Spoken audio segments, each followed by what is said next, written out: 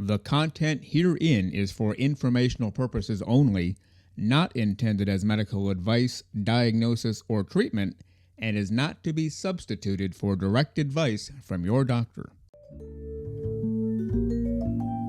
Today's LymphCast show is sponsored by Omnitherapy Center. Established in 1987, Omnitherapy Center has provided the local community with quality physical therapy services, including lymphedema, lipedema, and many related lymphatic disorders. The proprietors, Anna and Oscar, are therapists and certified in lymphedema therapy. In 2022, they received the designation National Lymphedema Network Expert Clinicians from the National Lymphedema Network. They are located in Bloomfield, New Jersey at 973-429-0890. For further information, please visit omnitherapycenter.com.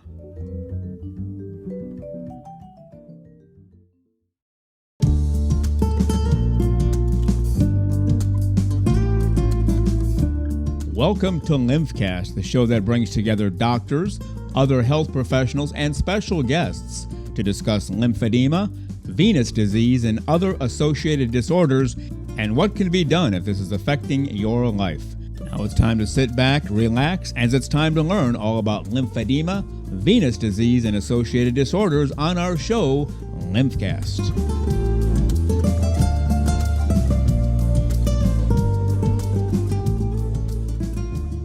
Greetings and welcome to LymphCast. Believe it or not, we're already up to episode 13. Glad you're with us. Whether you're watching or listening or both, we are glad you're with us. Let's go ahead and meet our panel, and then we'll dive right into the conversation tonight. The founder of this show, also the founder of VitaSupport MD, makers of Vein Formula 1000, Lymphatic Formula 1000, physician, surgeon from New Jersey, Dr. John A. Chuback. Greetings, Dr. Chuback. How are you today? Doing well, Paul. Thank you very much. Today is an exciting day for me because we have with us a very special guest, Professor Shortell, who Monika will introduce. But for once, I have with me someone who can affirm that the real Rochester is Rochester, New York. I'm frequently outgunned here with Monika and Mark Melin and Peter Gloviczki, who claim that there's another Rochester somewhere in Minnesota. Now, I went to college in Minnesota, Macalester College. I never saw any such place. I'm not saying it doesn't exist, only saying I'm not sure about this. So Dr. Shortell is my special guest, being another Rochesterian from New York. So welcome, and I look forward to having a very, very excellent discussion. All right, that sounds terrific. Glad you have some support tonight, Dr. Chuback. From California, another member of our panel, Dr. Emily Iker. Greetings, Dr. Iker. How are you today? Hi, good afternoon, everybody. It is a pleasure to join you for this exciting meeting today. And I am so grateful to Dr. Monika to bring our new guest. All right, and from Arizona, we will introduce you, Dr. Gloviczki, and then I'll turn you loose to introduce our special guest. But from Arizona, a regular member of our panel, Dr. Monika Gloviczki. How are you, Dr. Gloviczki? Thank you very much. Very well. And this is my distinguished pleasure to introduce our guest today, this afternoon, Professor Cynthia Shortell, from Duke University Medical Center. And Professor Shortell is really a very exceptional person in my eyes, not only because she's a close friend, but also because she is a professor of surgery and associate professor of radiology, Wow. which gives her double casket in a way. And this is my pleasure also because Professor Shortell is an expert in vascular malformations and venous disorders. She's a vascular surgeon, so of course she's treating also aortic and artery side of vascular surgery, but she's an excellent professional to discuss with us today. venous and lymphatic disorders. And I give the space now to Professor Shortell to present herself. Oh, thank you so much, Dr. Reeves and Monika, Dr. Iker and Dr. Chuback. I really appreciate the opportunity to be here with all of you, and hopefully we can all learn from each other. And yes, I do confirm that the Rochester is Rochester, New York. Monika, I'm sorry you're outnumbered. It's the original. It's the original. Rochester, Minnesota, I recently saw, honestly, was named after Rochester, New York, which I did not know. That came as a surprise to me. Of course, it's a second name, Rochester. All right, I agree with that. But this is the number first in the country as far as medical center. So not a little thing. We're coming back. We're coming. Yeah, back. I know. We're rebuilding. Of course. Yeah. So there's several, certainly several questions that we could review with Professor Shortell, and maybe I will start with venous disorders. And somehow, it's so interesting because you are one of the very rare one who studied genetic of venous disorders. And we were having actually in one moment among our group a discussion asking ourselves what's new with the genetic side of the venous disease. Do we know something more now? What is your knowledge about it and opinion? Yeah, that's a really great question. And I know that you know Jovan, who really pioneered that work with a grant from the old ACP Foundation.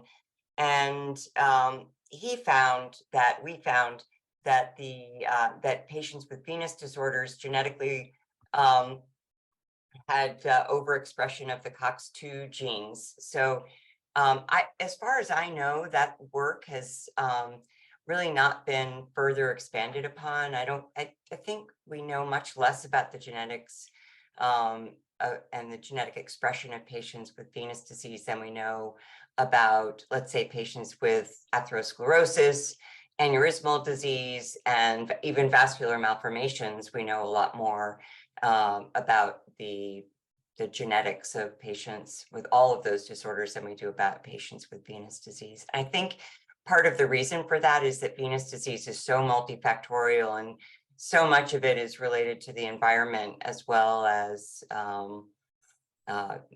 hereditary factors.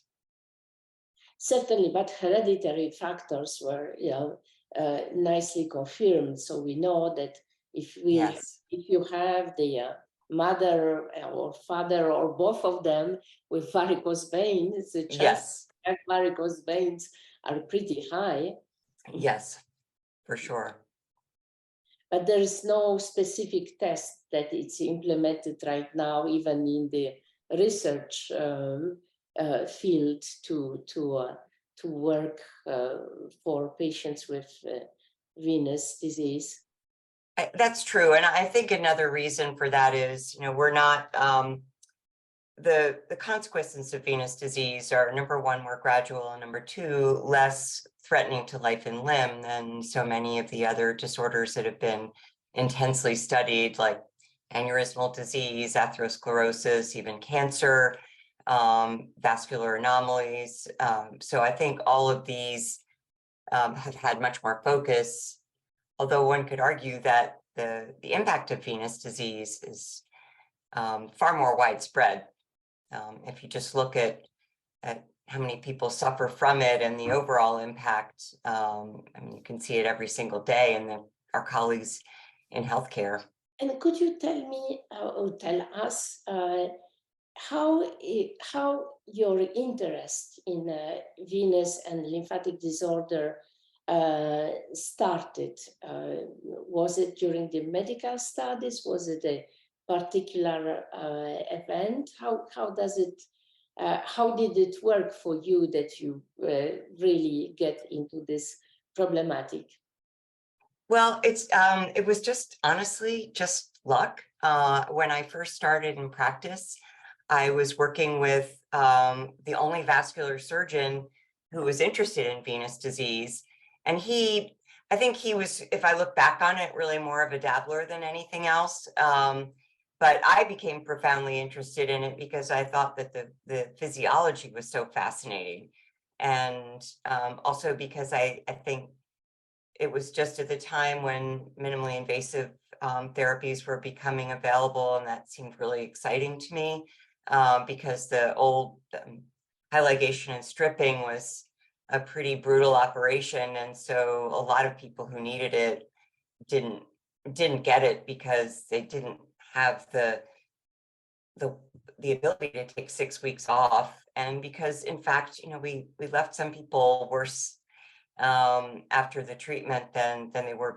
I became interested, and then also because I was interested, I was really engaged with patients. And so I think, when you're excited about something that you're doing, that word gets around to patients and referring physicians that that's something that is positive for people to experience. And what about the vascular malformation? Because this is absolutely exceptional. I think that you can count really the true specialist for vascular malformation on one or two hands. It's extremely rare that somebody is having a specific practice with vascular malformation. Well, that's a slightly different, that was a slightly different pathway. We did some malformations when I was in Rochester, New York. And about 20 years ago, when I was recruited to be division chief at Duke, Duke sees a lot of really, really complex patients. So being the division chief of vascular surgery, I was getting all of these referrals for patients with vascular malformations, and they were major malformations. And so I got together a handful of colleagues in plastic surgery and radiology, essentially in dermatology, and we created a little consortium, and then it grew to now we have about 20 people on our multidisciplinary team, and we have funding from the healthcare system to support a coordinator full-time. And so I have to say I've been incredibly gratified that even though none of us get reimbursed anything significant for caring for these patients, people are really devoted and dedicated to the care of these patients, and they show up to our meetings every week, and we've really developed a very, very highly experienced team, including pediatric specialists, pediatric hematologists, pediatric plastic surgeons, pediatric head and neck surgeons. And so I felt a sense of pride, not for myself, but for the institution and the type of people that give their time to do this really hard work. Well, you should feel a sense of pride for yourself and the institution. It's quite an accomplishment. And something that you said resonates. It brings me back to my days at Rochester, where I trained in cardiac surgery with Jeff Hicks and the whole gang that over there. Real cast of characters with Billy Risher and so forth, and oh my goodness, George Alfieris and Peter Knight and Todd Massey. At that time, we had a very big thoracoabdominal program, as you know, and we were doing these massive, I called it the fellowship in maximally invasive surgery, with these sharp wide incisions from the scapula to the umbilicus and to the pubic symphysis. And so, as you said, I also found this minimally invasive approach to vascular surgery absolutely eye-opening, because I think if we had any shortfall, at least on the cardiac side, the vascular service was ahead of us for sure. you had a radiologic OR and so forth at that time. We were behind on the minimally invasive aspect, but when I came into practice and saw that component, it became obvious that in many ways that was going to be the future. So I congratulate you not only for seeing that, but also then, as you said, taking on this incredibly challenging group of patients with these complex malformations. It certainly is a clinical challenge. And as you kind of touched on, in many cases, unfortunately, can be a socioeconomic and financial challenge as well in terms of patient coverage and those elements. So congratulations to you on building what sounds like a really impressive program. Well, thank you. And we have an incredible coordinator who is just as dedicated as any of our clinicians. And that's made a big difference. And she knows how to get, the most out of when people come from far away, or if they have disadvantaged insurance or no insurance.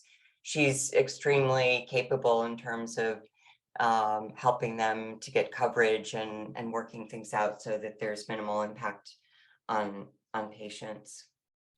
Yeah, one of the things that I've seen, even in my limited exposure to malformations and so forth, is the kick the can down the road philosophy to many of these patients. I've had some experience with KTS patients and some Parks-Weber patients and things like that. In fact, Peter Gloviczki and I worked together on a patient from Israel that I had who had an upper extremity, quite advanced upper extremity KTS, that she had been seen by 3 or 4 vascular surgeons, both in Tel Aviv and here in New York, who really offered no solution. And we took care of her with some great results. But she was a person in a position where she was well insured and she was highly motivated. She had a great support system, but her problem was really unknown to basically everyone she had seen. And it came as quite a shock to me that, being a private practitioner in the suburbs of New York City, that I would be the one to actually offer her treatment and take care of her. So and I've had numerous other KTS syndrome patients with lower extremity problems that I've been, caring for and taking care of for years. But the upper extremity was a bit of a curveball, and especially, she was a professional woman, young, and there was some element of arterial involvement and microfistulas that we could see both on ultrasonography and on MRA. So it made it a little bit more complicated in avoiding foam, being conservative not to use foam because of risk of arterial complication, et cetera. But my very, very limited experience with taking care of this patient makes it obvious to me that many of them get neglected basically throughout their whole life and never receive any treatment, quite frankly. So again, I think it's fantastic. Yeah, it's amazing how grateful people are just to either be told that there in fact is a treatment, or some of them have also gotten treatment that was suboptimal. And so it's a very grateful group of patients by and large. At Omni Therapy Center, lymphatic disorders are evaluated and treated. Guidance is provided to patients with over 20 years of knowledge. Staying informed about new updates and changes in healthcare is incorporated into each treatment. The therapists are certified in lymphedema treatments, research, and applications to serve your needs better. They are located in Bloomfield, New Jersey at 973-429-0890. For further information, please visit omnitherapycenter.com. I so apologize, I'm joining late. It's such a complex disease process, and with your expertise, maybe because many people listening to this podcast will never get an exposure to these complex malformations. can you maybe break down in 5, 6, 7 simple steps how you do your evaluation and what your goals are in terms of taking care of these patients in this collaborative fashion? Yeah, absolutely. And we actually published a paper in JVS a number of years ago that in which I hope we simplified things, because just as you say, I mean, there's so much arcane terminology and eponymous designations, and it makes people's eyes glaze over, and I get it. So I think the first distinction, if you take all vascular anomalies, is to distinguish between tumors, which is usually like a hemangioma would be the far and away the most common example of a tumor. First, and tumors are proliferative versus malformations, which are non-proliferative. And the tumors, hemangiomas, with rare exceptions, those involute by the age of 8 or so. Now, that's not to say that there isn't scarring, but or deformity, but they're no longer active. So, for instance, if you get the diagnosis of hemangioma on a patient who's 30, either radiologically or on a path report, that's not correct. That's just not correct. And even hemangiomas of the liver, for instance, are actually little AVM. So first designation is tumor, which is a pediatric issue, versus malformation, which can be a pediatric issue, but if it's in an adult, it's definitely a malformation. So tumors always regress, malformations never regress. So that's determination number one. And I think it's safe to say we can probably take tumors off the table, because most vascular surgeons are not going to be treating tumors, but they can be treated surgically if necessary. Usually they're treated medically. Propranolol is given to youngsters who have the more severe manifestations of hemangioma. So then if we're looking at malformations, the next very important step. May I ask a question there? So of course. Given the fact that they're all going to regress, treatment would be indicated for symptomatology, reduction in pain, et cetera? Yes, and especially in the head and neck tumors, airway restriction, they can affect vision. So any functional or symptomatic impairment would be an indication for treatment. And if they're particularly, if they're on the face and they're quite large, when they involute, they can be very disfiguring. So, I think that would be a relative indication for treatment in a child, even if the symptoms weren't bad, if they tolerated the propranolol. So then the next really important differentiation is high flow versus low flow. John, as you mentioned, the concern about failing to recognize the presence of a high flow component can be catastrophic. So it's very important to make that differentiation. And also the prognosis is very different. So the high flow lesion would be what people refer to as an AVM. So not all vascular malformations are actually AVMs. Some are venous, some are lymphatic, and there are many, like Klippel-Trenaunay is a combination of capillary venous and lymphatic. But high flow has an arterial component and has a much worse prognosis. And so that's your next step in differentiating. Is it high flow or low flow? High flow having an arterial component, low flow having no arterial component, just venous, lymphatic, capillary, or some combination thereof. And so, I have to just interject to say that for the sake of conversation, the presence of a high flow component as the practitioner, especially a practitioner admittedly with extremely limited experience in treating such patients, is anxiety provoking for and it should be practitioner. It should be. The last thing you want to do is cause harm to these patients, have a young woman lose her arm or something insane like that. So we progressed with Peter's mentorship through that case very, very carefully, and with great trepidation, I might add, and fortunately was very successful. But the high flow component change the entire milieu clinically in terms of treating that patient compared to others that I've had with strictly a low flow situation. Yeah, no, that's absolutely right. And another bit of work that we did in our institution was to change the way we determine whether something is high flow or low flow. It used to be that an arteriogram was needed, but our radiology team co-opted a MRI technique called dynamic contrast enhanced or time resolved MR, which has been used especially in cancer patients, and applied that to our malformation patients, so that it's a very late phase arteriogram. So you get a mask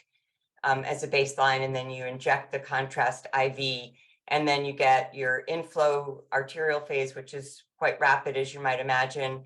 And then instead of over, just a few seconds, as you might see on delayed imaging, let's say an arterial shot, you take this image out 5 minutes or so, and then you can see whether you have early venous filling versus late venous filling, and you don't need to do a catheter-based study in order to determine that. And it's a lot more accurate, because in one modality, you can look at the relationship to vital organs, which you obviously can't really see from a catheter-based study, and you get to see the flow characteristics. So it's really revolutionized the way I think we all take care of those patients, and it's obviated the need to get an arteriogram on everyone to determine whether the lesion has any high flow component. So that's really important.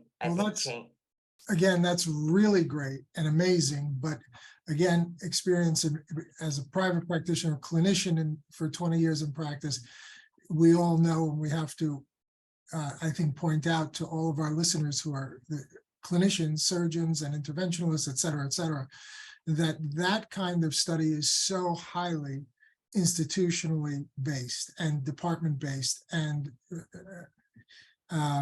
physician based. To get reproducible results with that kind of a thing is really ultra specific, and people have to be cautious about ordering such a test in their local hospital and to think that they're going to get any kind of meaningful result. Wouldn't you agree? I totally agree. I mean, even within Duke, there's only 2 radiologists that actually protocol and read the study. And it's very, very time consuming for the patient. They're in the scanner for about 2 hours to get this study. I mean, it's worth it for patients with severe malformations and complex malformations, but it's not, an everyday check the box. Our coordinator, Carol, she's great at just making sure that everyone, and God forbid they get the wrong study, and then they have to come back from, Tennessee or wherever. So you're right. It's not a PA and lateral chest X-ray. Yeah, it's not a routine study, and even if you're able to get it, you need to be able to read it. So I think it does speak to the complexity of some of these patients, and why, I mean, even within our own institution, patients with vascular malformations really are often require the expertise of more than one physician. I mean, that's why we have our weekly conferences, because we all need to weigh in. I might weigh in on the vascular part. Our pediatric head and neck surgeons might, weigh in on what's resectable and whether they need a trach and, the like. So whereas our radiologists will help interpret the film. So I think for the more complex lesions, it really is invaluable to have a team. And then Mark, getting back to your question about how to break it down in 6 easy steps. So if you decide that it is a high flow lesion, then you need to look at there's a few different classifications of the way the arteries and veins connect, essentially whether there's a lake in between, whether the connections are micro or macro, and that determines the type of endovascular intervention that you might choose to do. And we've, over the years that I've been doing this, think we become more proactive about treating high flow lesions because we know that the natural history of those lesions is poor. And I think we understand better how to manage them and not recruit new vessels. Really have to go for the kill when you're treating these rather than being tentative. And then on the low flow side, then the determination becomes, is it veno-lymphatic capillary? Is it micro or macrocystic? And there are some considerations like whether the deep system is present, absent, or ectatic. That determines, what you can do safely in terms of treating the lesion. And then, just how extensive they are. And on the venous, on the low flow side, there's not a compelling reason to treat unless the patients are really symptomatic. So patients who don't feel that they need treatment, don't need treatment on the low flow side. Compression or medical therapy is usually enough. But the higher volume low flow lesions tend to need treatment. And then one of the other things that I'll just say is on the low flow side, especially, you need to establish goals of treatment with the patient, because just as you say, I mean, if you don't know why you're starting, you won't know when to stop. The patient needs to sit down with you and say, my goals are to be able to wear pants, or be able to, bend my knee, or, be more mobile, be pain-free.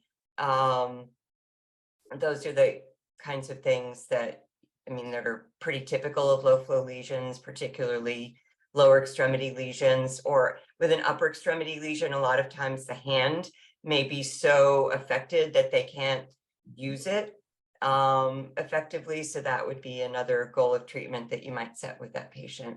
I have a question for you based on your comments. The one outstanding thing in this female patient that I treated with the upper extremity KTS/Parks-Weber, one thing was for sure, she was getting progressively more symptomatic with increasing pain, particularly in the hand and fingers. And ultimately, she simply could not tolerate compression, which I have not really seen in lower extremity, uncomplicated, low flow KTS patients. They usually do quite well with it, but the compression became intolerably painful for her. Is that something that you find? I think compression is a lot more painful in patients with arterial components. Yeah, I saw that for sure. Yeah, and so it doesn't surprise me that you say that, although, I would say in every aspect of my practice, venous lymphatic, lymphedemas particularly, there's the patient that just doesn't tolerate compression, right? For whatever reason, right, you have sure. patients but who this just, was, we all deal with that. But this was, yeah, but you're saying obvious. exquisite pain. Yeah, she yeah. couldn't take it anymore. I would say that is unusual, even in upper extremity, but the vast majority of people who really have trouble with it have high flow lesions. Yeah. And really, it's about spin-offs, because you're working so much with microvascular angiogenesis and endothelial cell function. You'd mentioned malignancies. So if you can impact malformations, obviously cancers, metastases, a lot of that is angiogenesis, endothelial cell function. Are you seeing spin-offs from what you're doing to help patients into cancer management and working with other teams across horizontally and vertically within those options? Well, actually, it's been a little bit the other way around. Some breakthroughs in medical management of certain high flow vascular anomalies that are highly morbid and even lethal in some cases is the PIK3CA inhibitors like alpelisib that's been used for breast cancer. Turns out to be life-saving in certain malformation patients. So I've seen it go in that direction. I'm not aware of a reverse impact. But maybe it will come. You never know. Yeah, that's right. It's a great, I mean, it's a Something great idea. That's really a fascinating thing to think about. I'm definitely going to ponder that, how we can flip that story a little bit. It's just, you've built such an incredible collaborative team, and they all have cross Yeah, coverage into malignancy management. And it does come down to the, the root. If we think about lymphatics, the root component is lymphangions, kidneys, nephrons. It's management of the endothelial cell and angiogenesis. And if we can find ways to turn it on, turn it off. And again, I so apologize, I came in short, because you were just talking about, I think, SNPs and other things that could affect those components as well. And obviously, the quicker we can break that code, the more impactful we can have, because going from nano to macro is probably going to offer some greater solutions in the long run. did your case go well? Oh, it was fun clinic. Thank you for. Oh, we thought you were in the operating room. No, I'm sorry. I would have felt even worse on your behalf. But we've been having fun in clinic. So, but that's the kind of. I have VA clinic tomorrow, which is always very gratifying. But we set up a lymphedema clinic actually at the VA, or a multidisciplinary leg swelling clinic at the VA, which has been it's really taken off. But it's. So I mean, we don't have a lot of time left, but tell us about that edema. I remember Rush at one time had set up an edema management clinic, and it seems like such a fascinating concept to bring everybody into an edema management clinic, differentiate, and then get people to the right places to take care of it. It seems like a really incredibly efficient way to do it.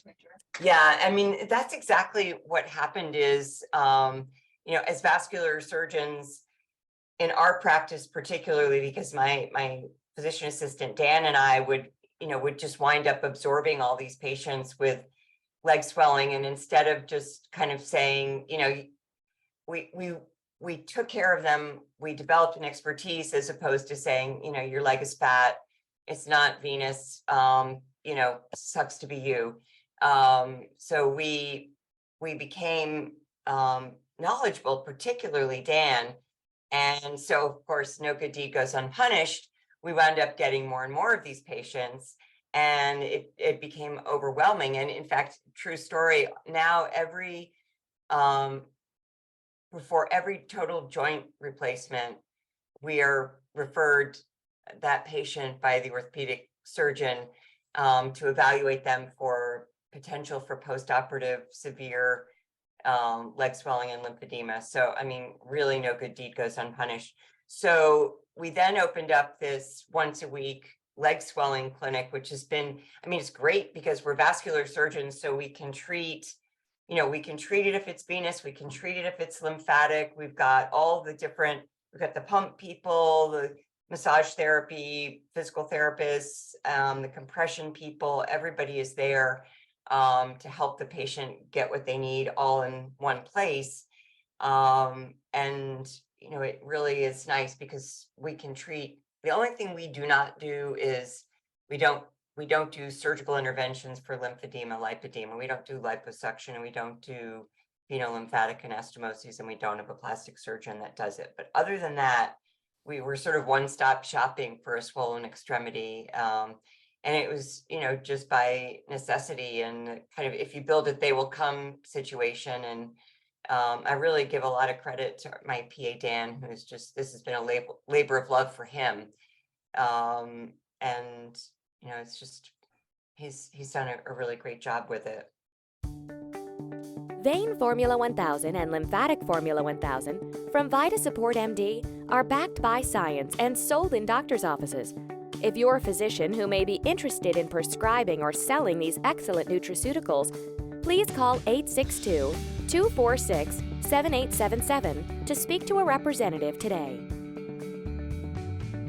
I can't imagine, excuse me, Mark, I was going to say, I can't imagine what will happen to the program and how it can explode from its already enormous size, it sounds like, if you were to add some of those surgical subspecialists who have those skill sets, because that's a very, very major topic of our program. We've had some great guests and have some more lined up. And Dr. Iker, who looks like she stepped away to see a patient, can probably comment on that. But when you do add those individuals, which I'm sure you will, it'll be inevitable, the referrals are only going to quadruple and quintuple, I'm sure. Well, Yeah, and I think it's a great point. Now we've expanded, we've hired extra APPs. So we went from a half day a week. Now we have lymphedema full day every day. And I think we could do a joint hire with plastic surgery, vascular surgery, to get someone to do that work. I mean, I've even thought about learning to do it myself, briefly thought about it, just because we can't get the plastic surgeons to have any interest in it.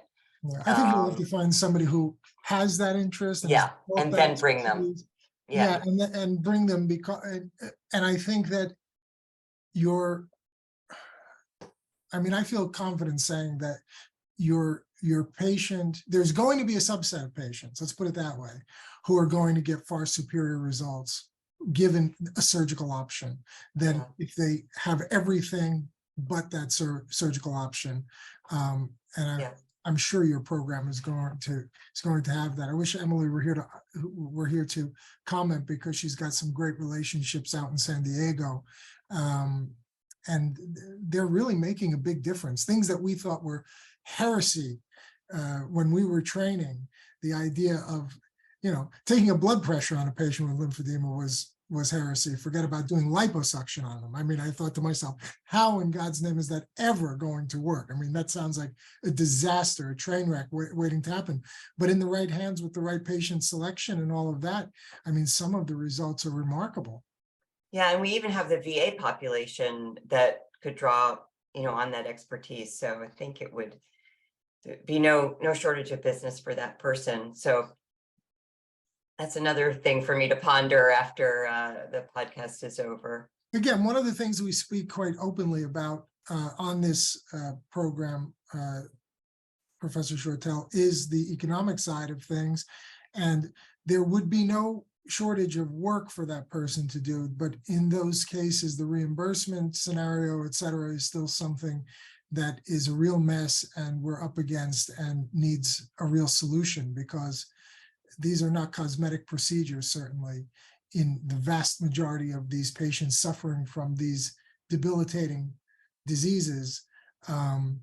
And reimbursement needs to be put in place so that good surgeons with good training and all of the right ethical motivations can be paid to do this work, because that's just a practical aspect to the real world. And right now it's a major stumbling block. Yeah, you'd think that all the peer review person would need to see is a photograph, right? But I know it's not that simple. Don't let science get in the way of good right practice. Or common sense. I'm just gonna ask one more question about, because you mentioned working with the orthopedics, and you're seeing them before. Have you, coming from the wound clinic perspective where I'm at, is are they seeing less post-operative wounds related to knees and foot and ankle? And is that, because it just makes me think of Andrew Wickline, John, who's a very good orthopedic surgeon on the East Coast. And this is one of his big things, is to start educating his colleagues from the orthopedic societal standpoints of, if you do these evaluations preoperatively, especially picking up on lymphedema, lipedema, PAD, mixed venous disease, getting this all treated, we're going to see a decrease of post-operative joint infections. And that would seem to be a huge economic motivator, especially from an insurance company standpoint, of not having to pay for redo joints. So hopefully Duke's orthopedic section is keeping track of these outcomes, because if they can show a decline in post-operative wounds because they're preoperatively upstream treating these patients, that's a huge benefit. And that's also national guideline changing type of yes. Yeah, that is I haven't asked that, but that I'm quite good friends with some of them, and I think that's really good question to make sure that we dig into with them. And I mean, the orthopedic group is exceptionally strong here, so I have no doubt that that's something that they might be interested in doing. Anecdotally, the answer is yes, because they continue to send us patients. And anecdotally, I hear that they feel like their results are better. But I think you're right. I mean, if we can demonstrate that, that's paradigm shifting for sure.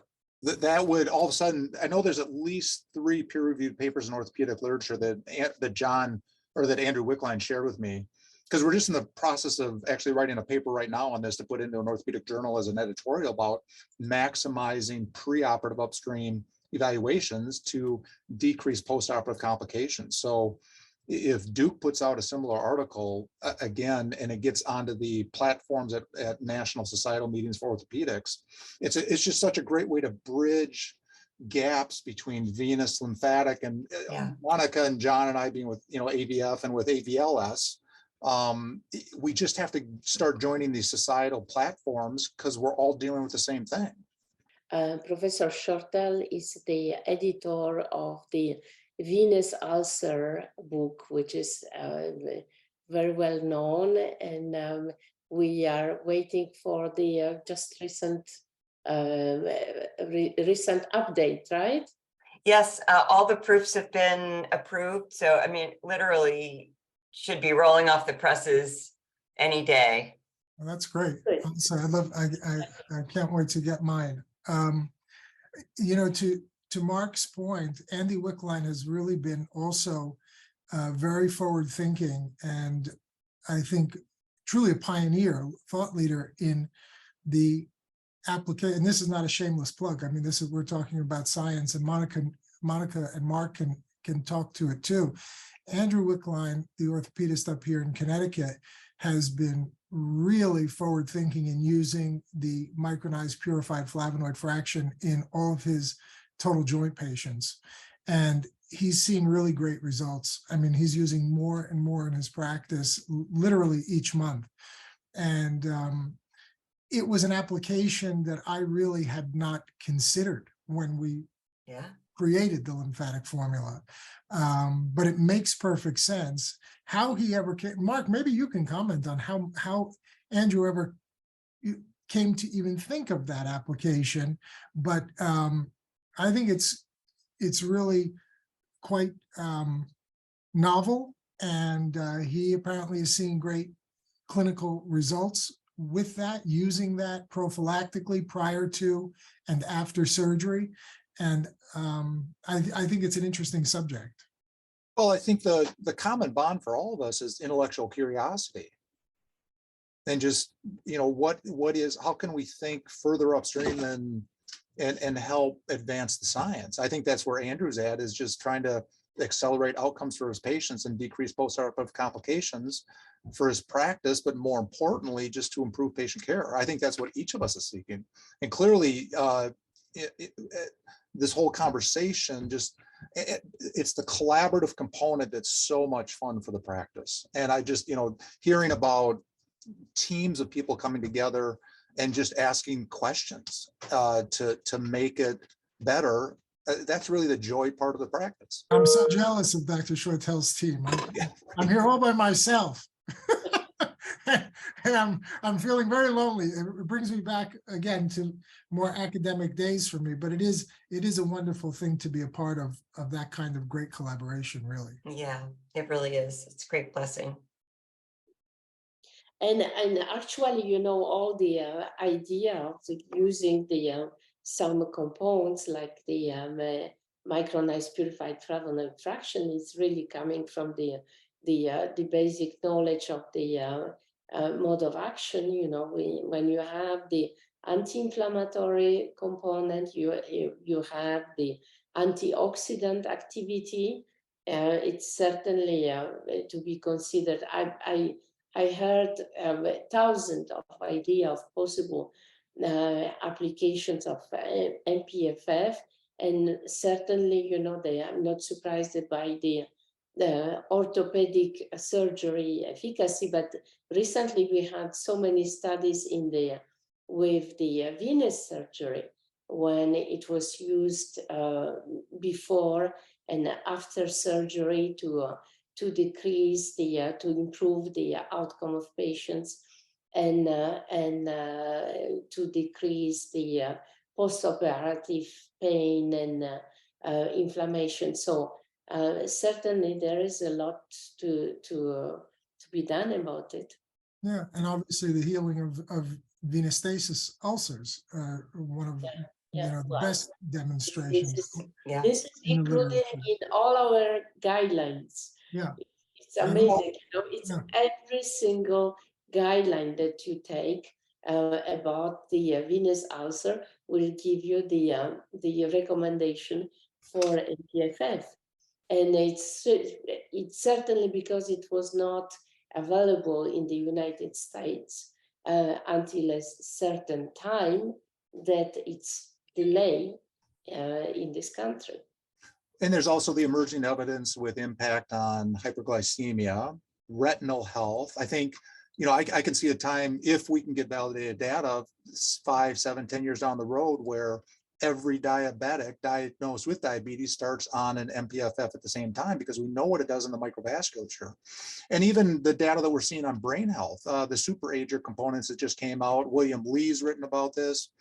And even in chapter 9 of the NASA book that Scott Smith authored, right, he writes about diosmin in brain health. And it does get back to microvasculature, which is 60,000 miles of our body. And, the 5 micron vessels are the critical vessels for delivery of oxygen and nutrients. Those are the vessels that we must preserve. Yeah, that's very true. That's the core of our body. You cannot deny.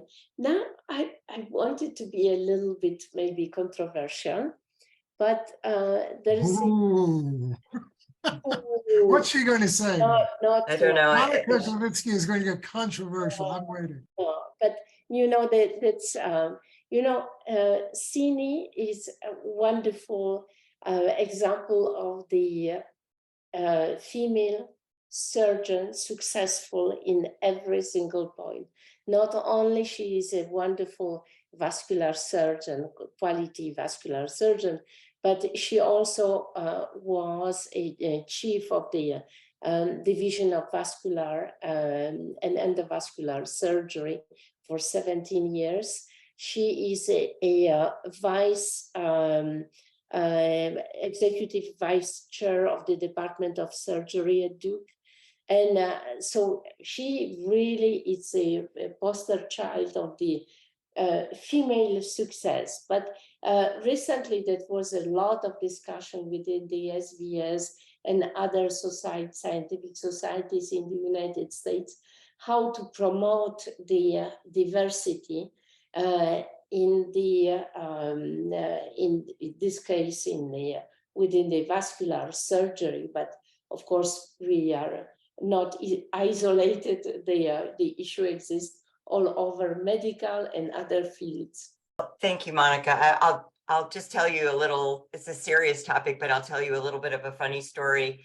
So I have 3 children, and a few years ago at the SBS, I was asked to give a lecture in the Crawford Critical Issues session about how being a woman and a vascular surgeon, can you have a family? Yes, you can really do it all, or something like that.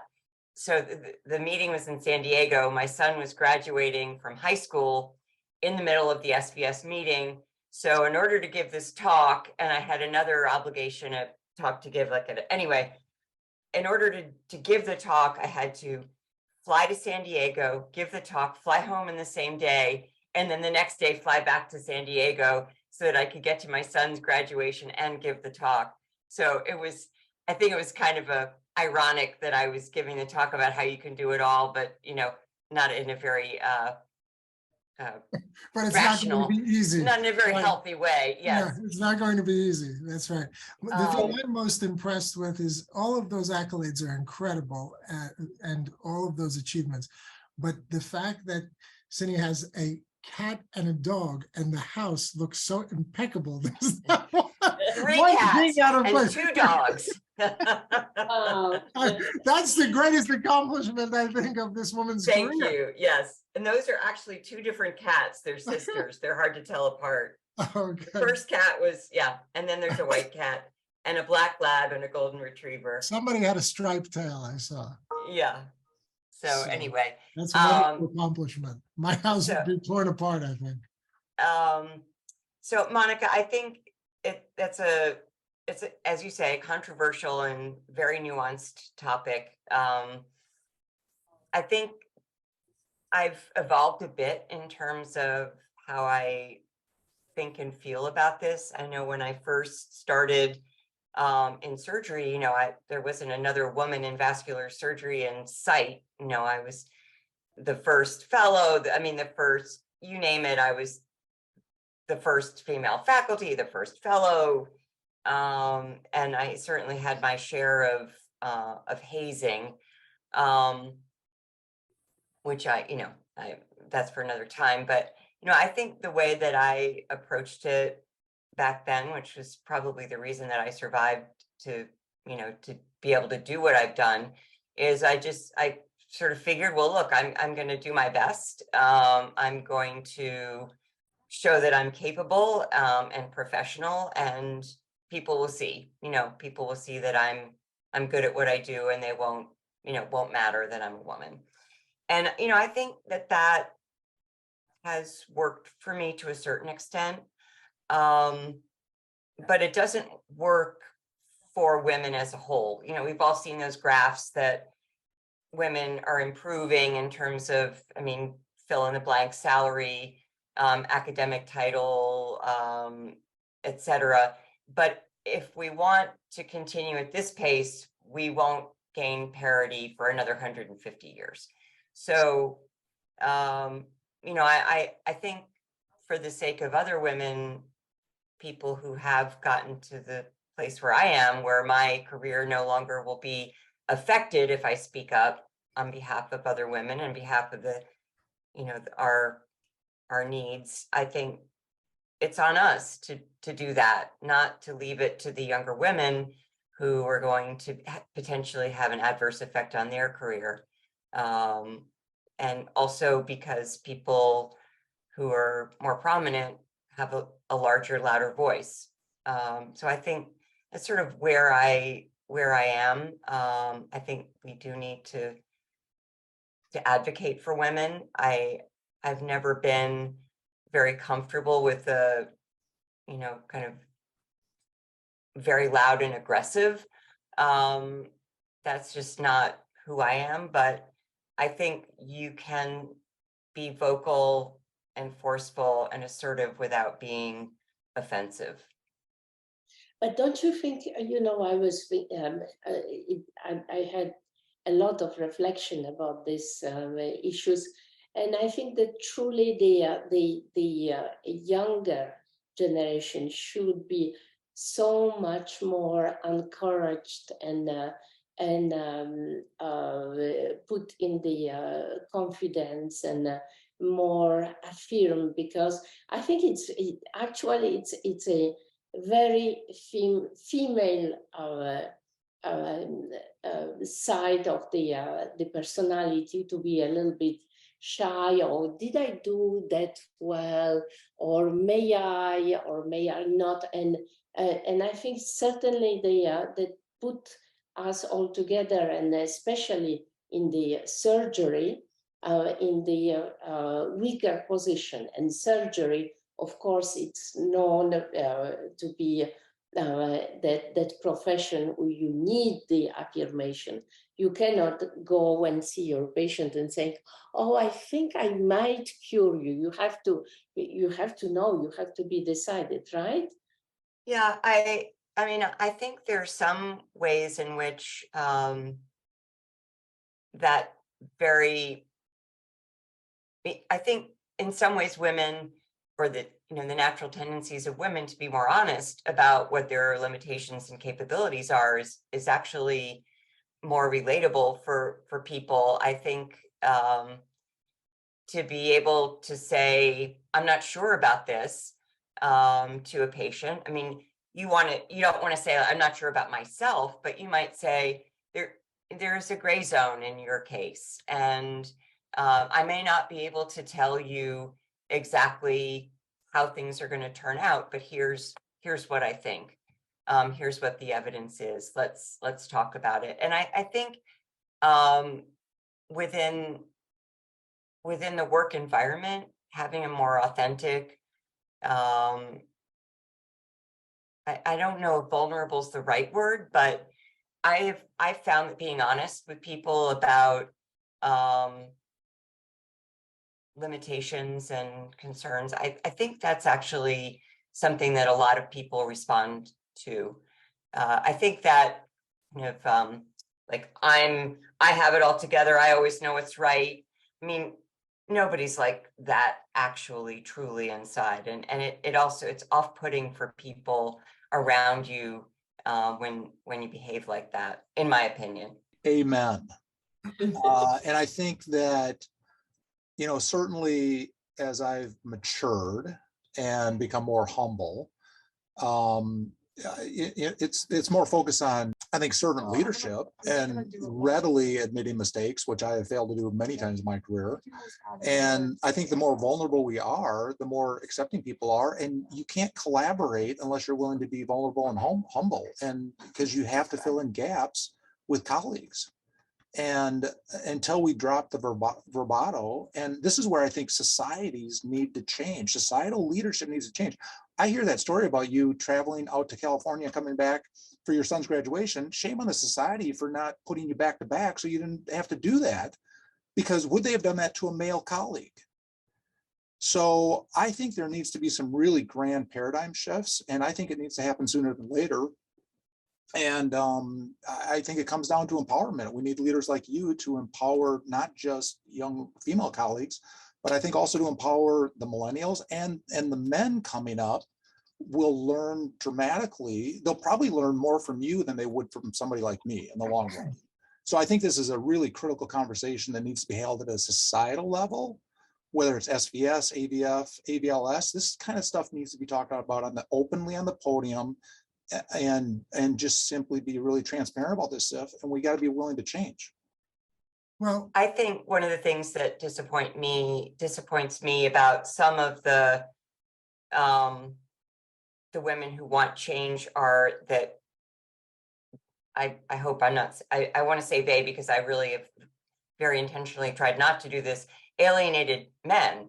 We need everyone to want to make the change. We need men, we need women, we need to work together. It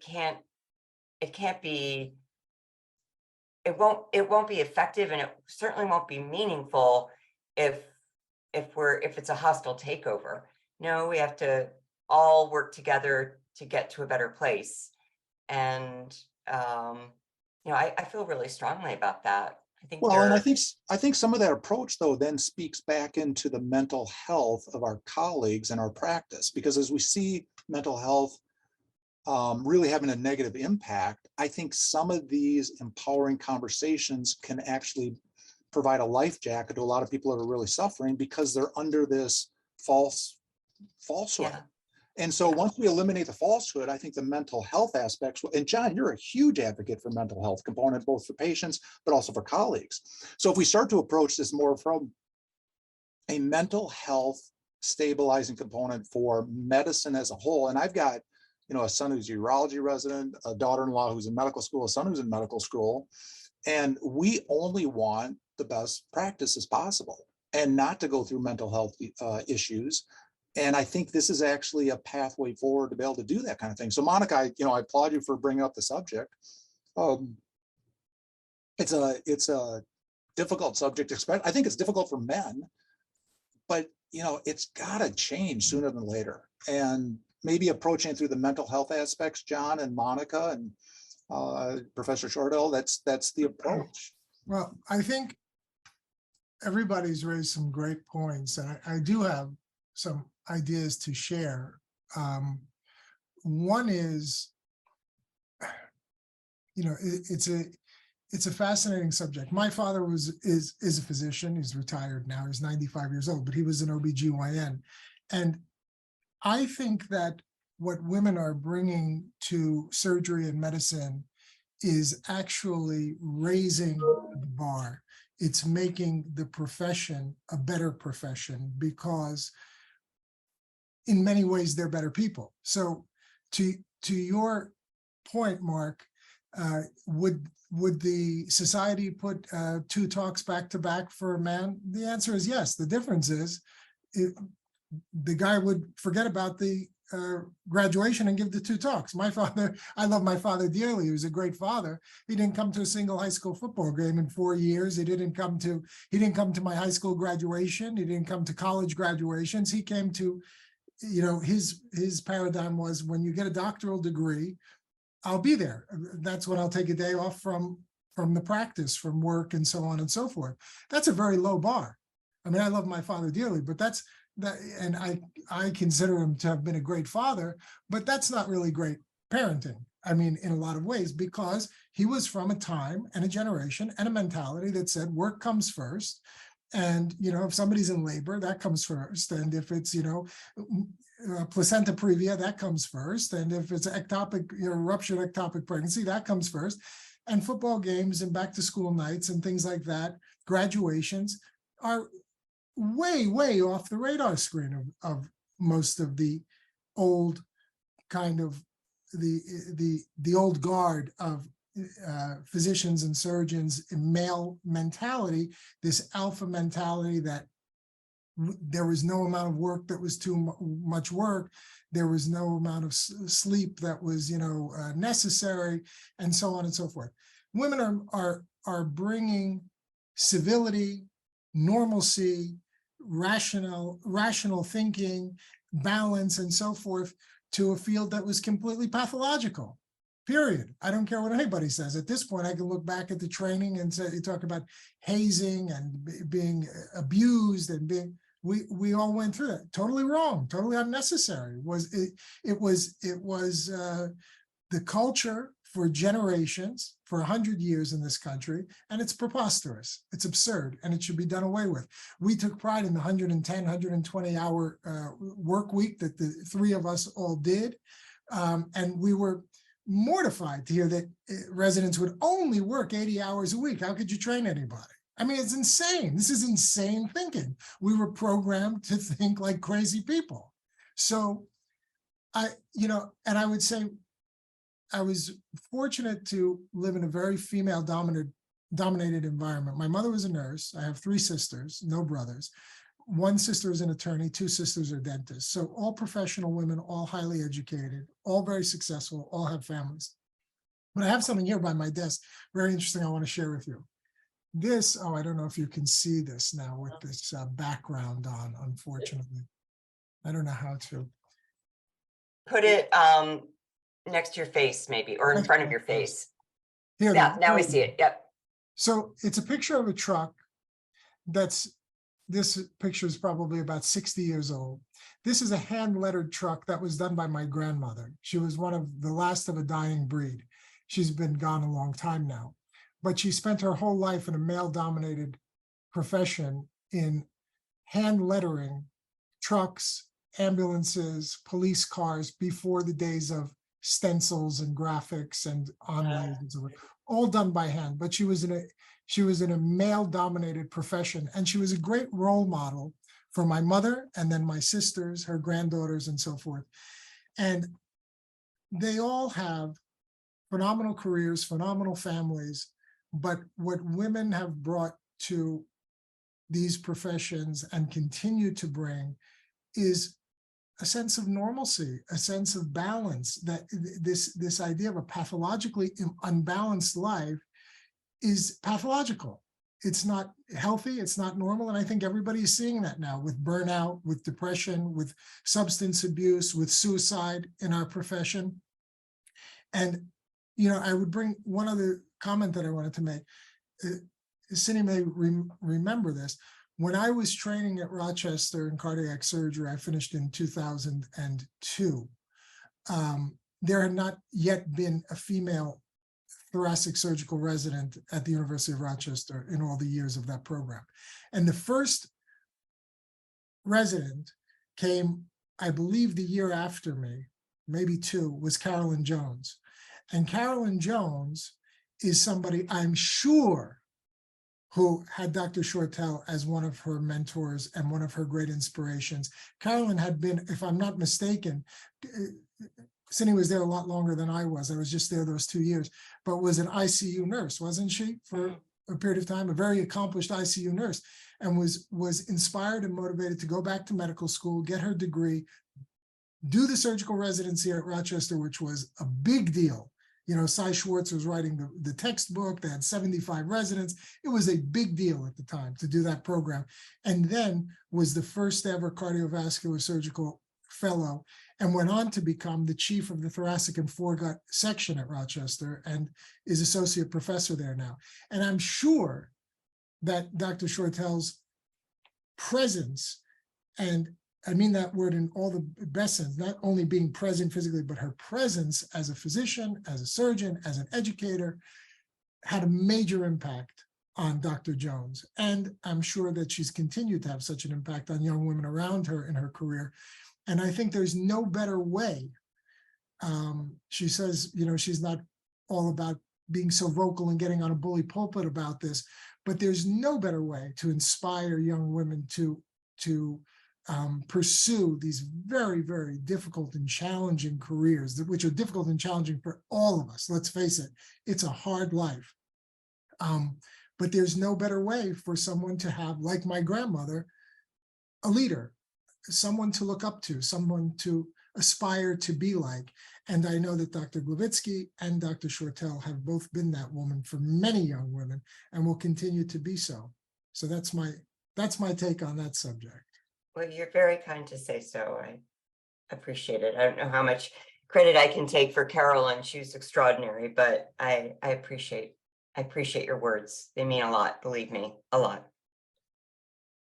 Well, it's a privilege to have you on our program and to have this discussion. And, you know, the time always goes so fast and we could go on, and we'd love to have you back again and again. It's a real privilege. Anytime.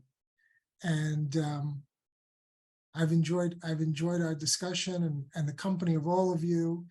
And with that, Monika, maybe you'd like to wrap things up, and then Paul will put a close.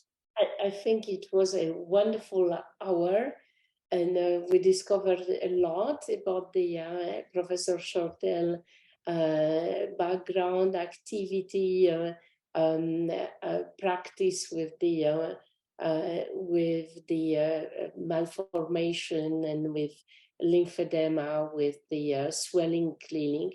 I was delighted to have you, Cini.